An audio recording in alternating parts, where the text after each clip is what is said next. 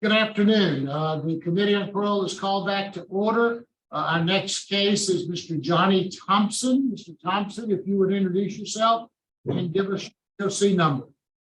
My name is Johnny Thompson Jr., DOC number 302140.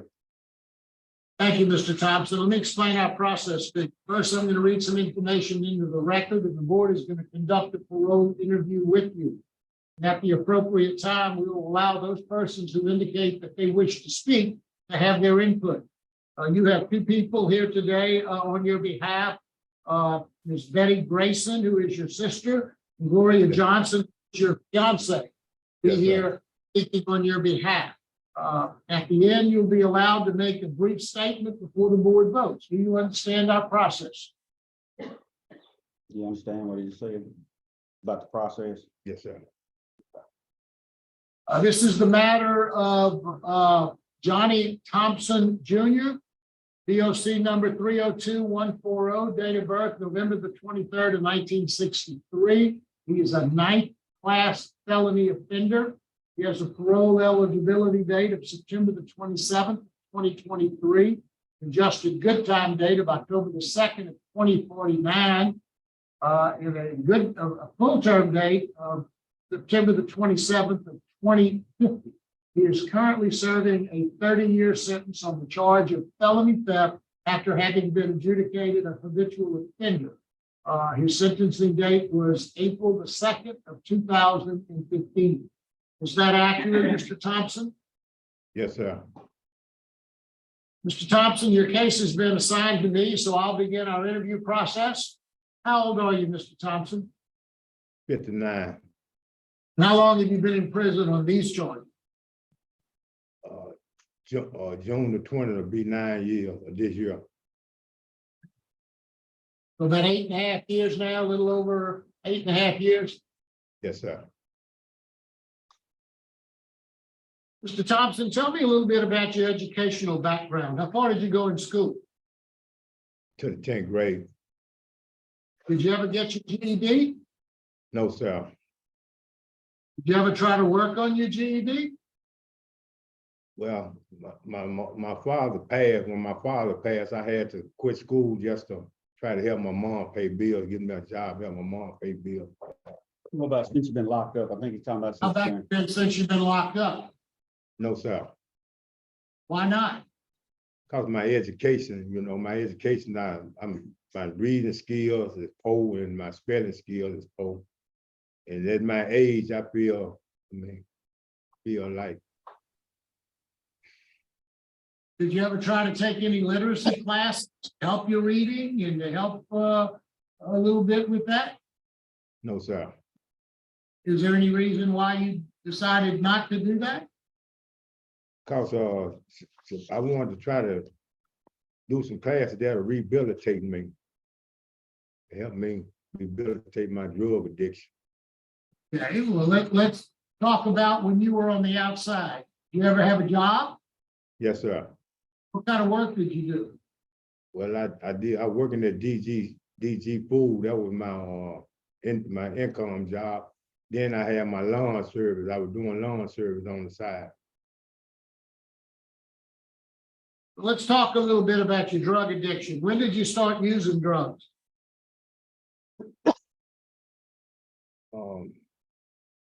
I think it was like in 96, around 96.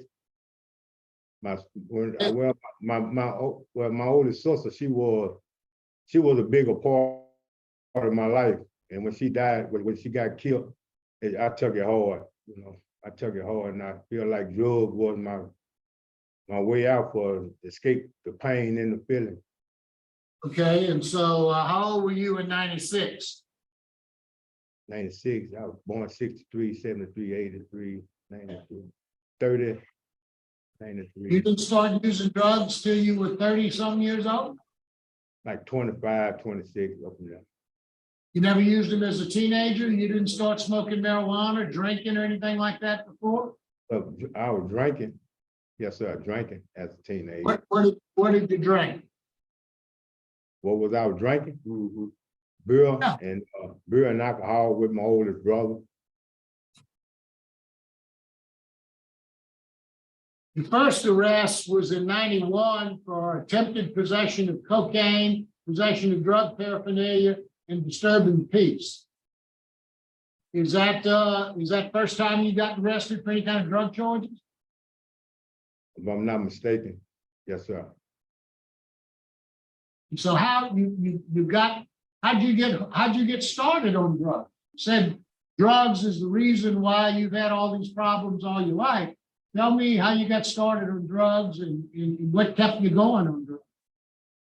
I mean, it's been so long, I really don't know, but I know when my older sister got killed, I really took it hard then. That was like in 93. I really took it harder then. Trying to kill somebody. What all kind of drugs have you used?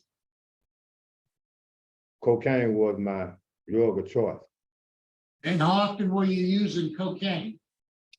Sir? How often did you? How often do you use cocaine? Do you use cocaine every day? Just about, yes, sir. And did you ever take any sort of treatment on the outside? No, sir. That's the reason why I appreciate for coming to David Wade in the classes that I attend. It really helped me because I never had any kind of rehabilitation. Now, you're classified as a 9th felony offender, which means you've been convicted. I show you've been convicted of at least 10 felony convictions. So have you been to prison before? Yes, sir. What was the longest time you ever been in prison before? I think 2.5 years. How many? 2.5? 2.5 years, yes, sir. During that time, I never had any kind of treatment, until I come here to David Wade. Why didn't you get treatment before? Do you know? Because I wasn't in a facility where they had treatment. So what have you taken this time? What programs have you taken this time that have helped you? Victim awareness, anger management, and living in balance. And AA and NA and reentry. I finished all those programs. Now you've been in prison now for about 8 years. It looked like you just started taking those programs. When did you first start taking these programs? March. I'm sorry? March of 2021. Because see, during the COVID pandemic and the pandemic and all, we wasn't able to take any kind of class. You've been in for almost 9 years. That was long before COVID. You were in before COVID. You were at least 5 years in before COVID. I've been one for working on crew 1. And then so tell me what's your plan to stay sober this time? What's my plan to stay sober this time? Make better choices. Make better choices. Well, tell me what that means. What that looks like. What's better choices? Take what I learned here. Take what I learned here and make better choices. Tell me what it is you learned. What are your triggers that trigger you to use drugs? I'm my trigger. Well, I'm not sure what that means. Explain that to him. Now, we can't get rid of you, so how are you going to get rid of your triggers? I mean, just stop doing drugs. I got to. Well, I hear what you're saying, and I hear you telling me that you've been a long time drug addict, and you have taken some very good courses while you've been there, but you really haven't taken any substance abuse treatment. You have taken some educational courses that kind of tell you a little bit about drugs and tell you what you might ought to do, but it doesn't sound like you've bought into what it is you have to do to be able to stay sober. And that's what I'm asking. I'm gonna continue going to my AA meeting. Do you go to AA meetings now? Yes, sir. How long have you been going to AA meetings? Since they opened it back up. Because like I said, during the pandemic, it kind of shut everything down.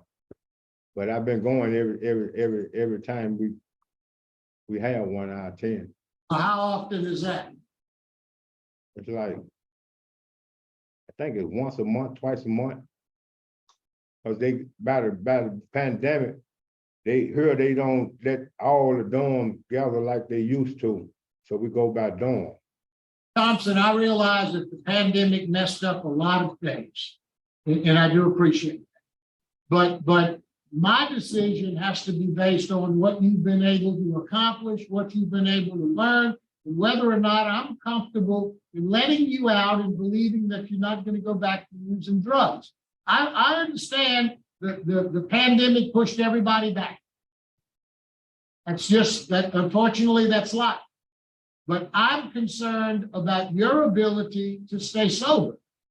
You've taken some educational classes that might teach you some things, but you've not been in a long-term drug facility that'll teach you the nature of your disease and how to make sure you stay sober. Don't you think you need a long-term drug treatment program? Yes, sir. What is your trustee status? Medium. Medium. Medium?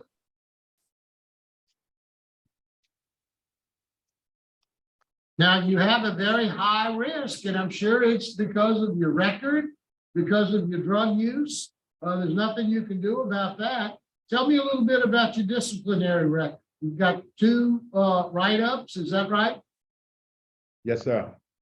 My last One was for fighting and one was for contraband. What was the contraband?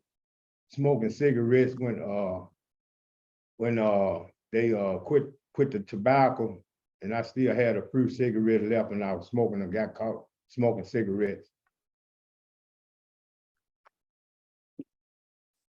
How many times have you been on supervision, like on probation or parole? Can't.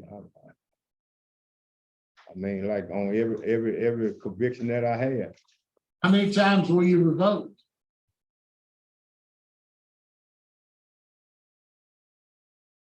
I've been so long, I don't. Just guess. know Just Lord? guess. Give him a guess. How many times you gotten in trouble by your parole officer? for not- about my parole out. Yeah, Well, that's what revoked me. How many times they take your parole back? about 3 times. 3 times. Now you I have know of. 3 children, I understand, is that right? How old are your children? My oldest daughter, 39, 38, and 36. You have any relationship with them? Yes, sir. Well, they keep in touch with my fiance cause cause she keep in touch with them more. And I call them at times on the phone call. They be working. Gordon, what can you tell us about Mr. Thompson? Well, Mr. Marabella, he's been here almost 8 years, be 8 years in May, I believe, and he's, Johnny Thompson's a decent individual. He does well here at this institution. He's no disciplinary problem. He's had those two write-ups. I think the last one was in 2015, and it was for a cigarette. He works hard. He's got a good work evaluation.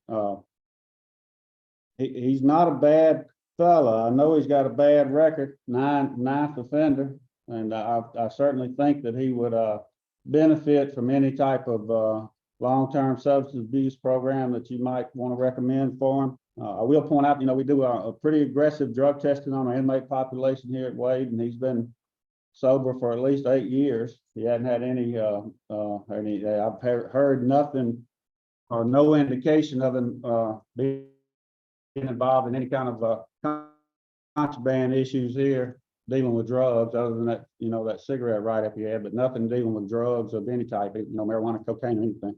He does well, and I think, he got 36 years for habitual theft, and he's been locked up 8 years and goes home in 2049, and I think, I would like to maybe send him to Bossier and let him get, several months in that long-term program at Bossier, and I think that would probably prepare him a little better. he's got a good heart. He's a good individual. I think he really wants to do right. And his trigger, the comment he made earlier, being himself, he's told me that his problem is his poor decision making. And I think that substance abuse program will help him make better decisions, will help him stay out of situations that he shouldn't be in. But he is exactly right. He's his own worst enemy, and he does make poor decisions when he's out in the free world and has the opportunity to access things. But he's, like I say, he's done very well here for 8 years, and I think I think he'll do well if he makes his mind up and is given the right tools to leave and go back to Bastrop with. I think he'll do fine. Mr. Marabella, he's getting on up in age, and he's got a long time looking at him. So, but he's not a bad individual. I mean, he's deep down, he's a good guy, and he's not a problem offender. So. Thank you. That's all I have. Means a lot to me. Thank you. Appreciate your comments. Any other questions? All right, let's hear from Ms. Betty Grayson, your sister. Yes. Can you hear? Yes, ma'am, we can hear you. Tell us what you'd like us to know Okay, about. yes. I'm Johnny's sister.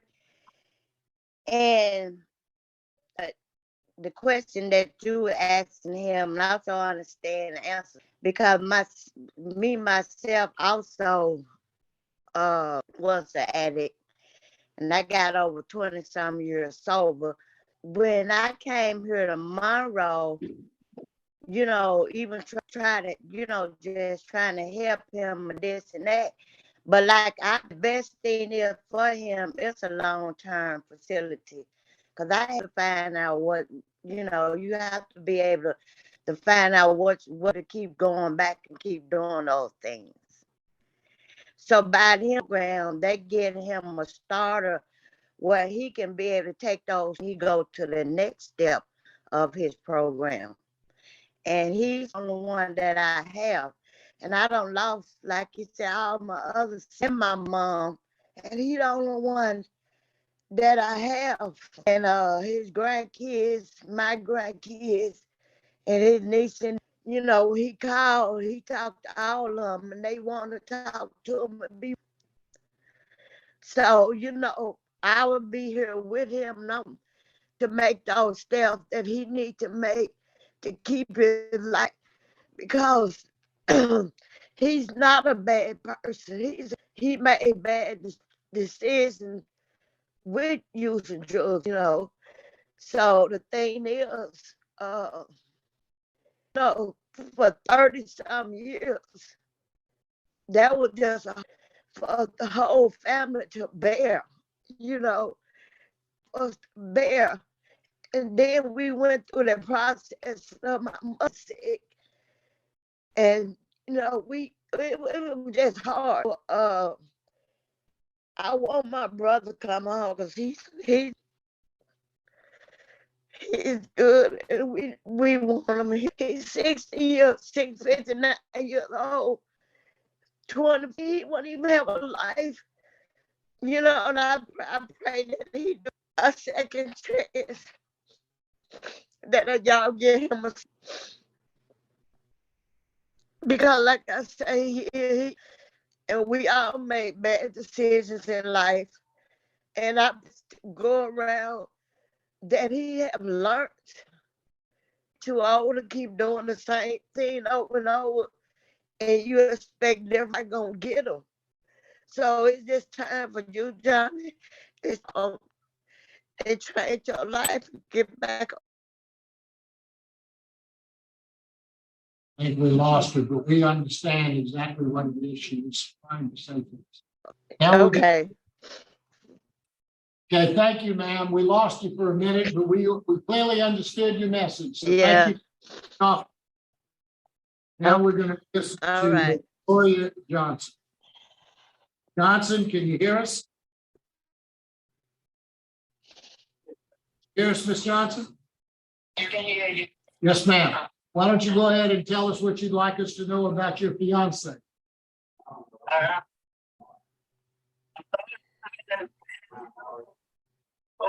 Keep that, everything so fine, so ready for them to come on. I love her. And my grandkids love her, and this and family them too.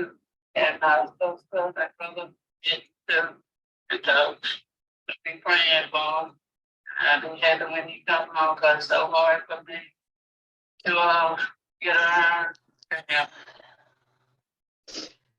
And I want to marry him when he get home. Okay.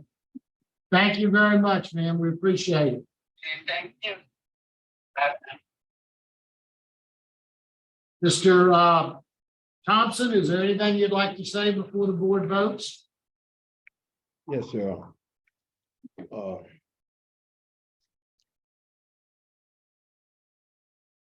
I understand my record bad, and I can't go back and redo what I did, but I just like to go forward and what I have accomplished here at David Wade and make better choices and take back control of my life.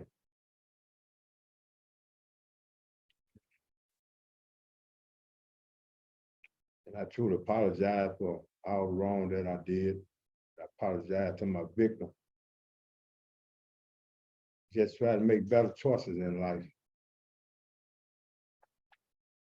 If you guys give me the chance and the opportunity today, I promise you I'll make better choices, and I promise you I won't let you down. Thank you, Mr. Thompson. Mr. Thompson,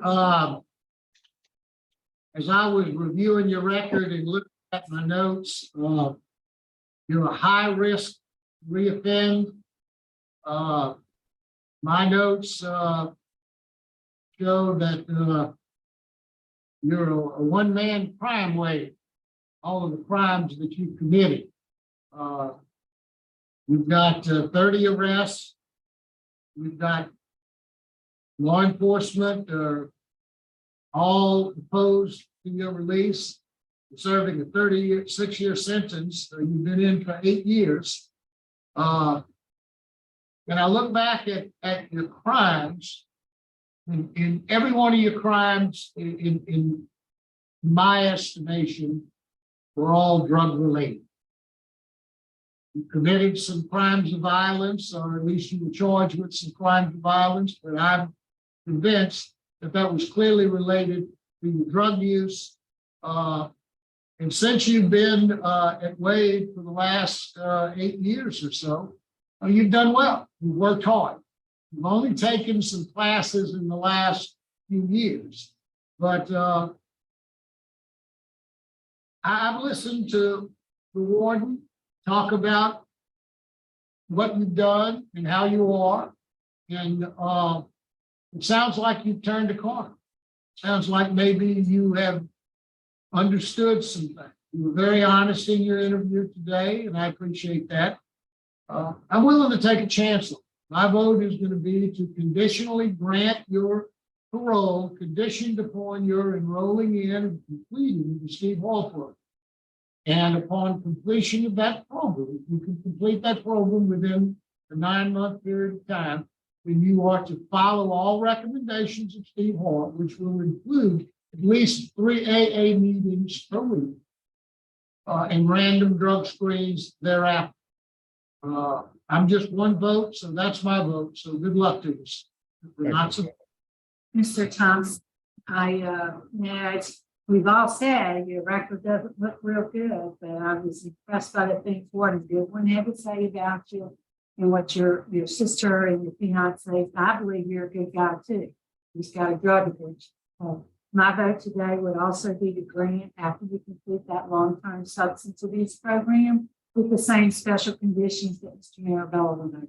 Good luck to you, sir. Thank you, ma'am. Mr. Rocher. Mr. Thompson. Yes, sir. Mr. Thompson. After this hearing is over, before you leave your substance use program, you need to shake Warden Goodwin's hand at least 5 or 6, 7 times.